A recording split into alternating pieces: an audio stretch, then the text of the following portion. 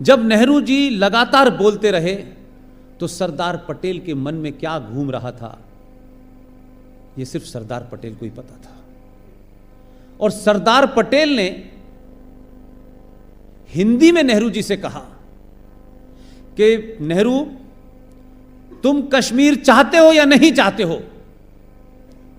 तो कहते ना अंग्रेजी बोलने वालों का होता यह है कि कुछ चीजें रट लो अगर, तो उनको समझ नहीं आता कि क्या हो गया। नेहरू जी ने उसी भाषण की स्पीड में पटेल का जवाब दे दिया। बट उन्होंने कहा व्हाई नॉट। जैसे ही पटेल जी से भरी सभा में उन्होंने कहा व्हाई नॉट, पटेल जी ने सैम मानेकशॉ के कान में कहा तुम्हें ऑर्डर मिल गया, जाओ। सैम मानेकशॉ समझदार आदमी थे, उनकी भी वही ख्वाहिश थी जो पटेल की थी। नेहरू जी अपने भाषण में लगे रहे, सैम मानेकशॉ निकल गए। बाद में सैम मानेकशॉ से इंटरव्यू में प्रेम शंकर झा, जिन्होंने यह किताब लिखी है, उन्होंने पूछा, सैम मानेकशॉ ने कहा सरदार ने मुझे बताया, मैंने सरदार से पूछा था कि आपने यकायक हिंदी में यह बात क्यों पूछी? तो सरदार पटेल ने कहा अंग्रेजी में पूछता तो वो जो उनके साले साहब बैठे थे उन्हें पता चल जाता।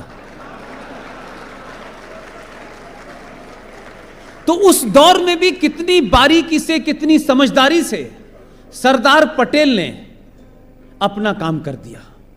और जब ऑर्डर मिल गया तो सेनाएं चली गई। नेहरू जी की समझ में नहीं आया, अब देते रहे ऑर्डर जिसको देना है। तो ये किताब भी आप पढ़ेंगे तो इसमें भी आपको काम की चीज मिलेगी। आप सब टेलीविजन पे एक बुजुर्गवार को देखते हैं, जितनी उनकी उम्र है उससे 4 गुना टीवी पे वो चिल्लाते हैं। उनका नाम है मेजर जनरल गुरदीप बख्शी। हमारे बुजुर्ग हैं, बहुत कुछ उनसे सीखने को मिलता है और उन्होंने चीखना सिखा दिया है। उन्होंने एक किताब लिखी है बोस और Gandhi, who got India her freedom. यह किताब मराठी में भी है, हिंदी में भी है, इंग्लिश में भी है। इस किताब को आप लोग जरूर पढ़ें। इस किताब में उस पूरे घटना का वर्णन है जो बंगाल के गवर्नर साहब जिनसे मिलने CR एटली, जिनके दौर में भारत को तथाकथित आजादी मिली, वो उनसे मिलने आए थे।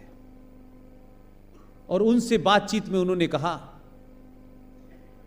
जो बंगाल के गवर्नर थे, उन्होंने कहा कि एटली साहब ये समझ नहीं आया कि सारे आंदोलन ऑलमोस्ट समाप्त हो चुके थे, जब बहुत रेजिस्टेंस नहीं था तो आपने फिर भारत को छोड़ने का मन क्यों बनाया? और क्या गांधी का क्या कंट्रीब्यूशन आप मानते हैं? उनके शब्द बता रहा हूं, मेरा शब्द नहीं है। उन्होंने कहा Gandhi's contribution is minimal, nothing. हमको इसलिए छोड़ के जाना पड़ा कि सुभाष चंद्र बोस के चलते आर्मी और नेवी में विद्रोह हो गया था और हमारे लोगों ने कहा कि हम आजाद हिंद फौज के लोगों से नहीं लड़ सकते, इनके पास हथियार बहुत पुराने हैं लेकिन ये जंगजू हैं, इनके अंदर जज्बा बहुत है। भारत से अंग्रेज भाग के गए थे, इसलिए ये बेइज्जती मानता हूं मैं उन तमाम लोगों की जिन्होंने इस देश में अपने पुरुषार्थ से भारत की आजादी ली। ये मिली नहीं है, ये हमने छीन के ली है, अगर है तो। ये वही सुभाष चंद्र बोस था जिसने 21 अक्टूबर 1943 को मोयान में आने के बाद नॉर्थ ईस्ट के पूरे इलाके पे कब्जा कर लिया और आजादी की घोषणा की और सब कुछ कह दिया और देश के प्रधानमंत्री भी हो गए, बैंक भी जारी कर दिया, करेंसी भी जारी कर दी। और इस देश का फ्रॉड देखिए, ये देश के लोगों को पूछना चाहिए था, प्रोफेसर्स को पूछना चाहिए था, एक ठीक ठाक आदमी, उसे कोई बीमारी नहीं थी, वो 21 अक्टूबर 1943 को भारत का प्रधानमंत्री बनता है, यूनाइटेड भारत का बनता है, लड़के बनता है, उसकी अपनी आर्मी होती है। 47 आते आते वो कहां चला जाता है, गायब हो जाता है। कौन ताकतें थी उसे गायब कर दिया, और आज तक नहीं पता चला। लेकिन कुछ दिन पहले ये जो लड़ाई लड़ी जा रही थी सुभाष चंद्र बोस के बारे में कि उनके डॉक्यूमेंट को डीक्लासिफाई किया जाए, आपके आदमी ने उन तमाम डॉक्यूमेंट को डीक्लासिफाई कर दिया। ये पूरे देश को पता है, पुरानी घटना है, ये 2014 की है।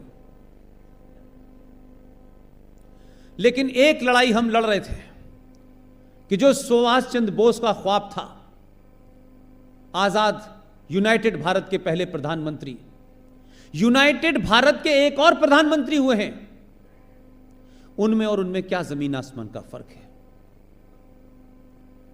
उन्हें अंग्रेजों की चाटुकारिता करने के लिए गांधी जी की सिफारिश पे 1946 में प्रधानमंत्री नॉमिनेट कर दिया गया था।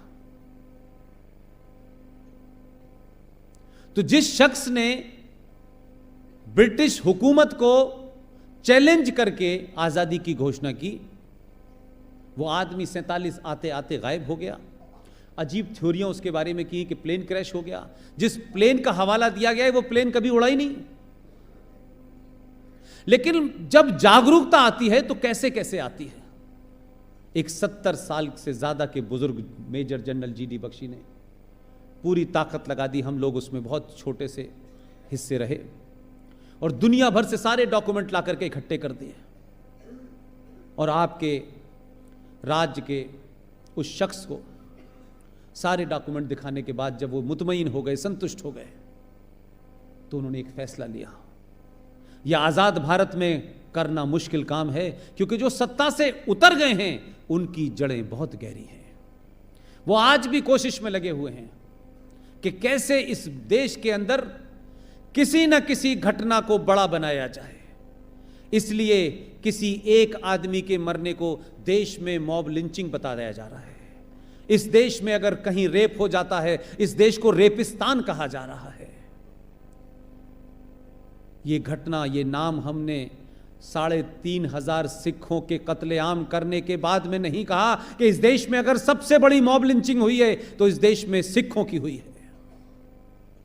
दूसरी मॉब लिंचिंग अगर हुई है हिंदुस्तान में, जो सरकार की सत्ता की देखरेख में हुई है, वो कश्मीर के अंदर 5,500 कश्मीरी हिंदू पंडितों की हुई है।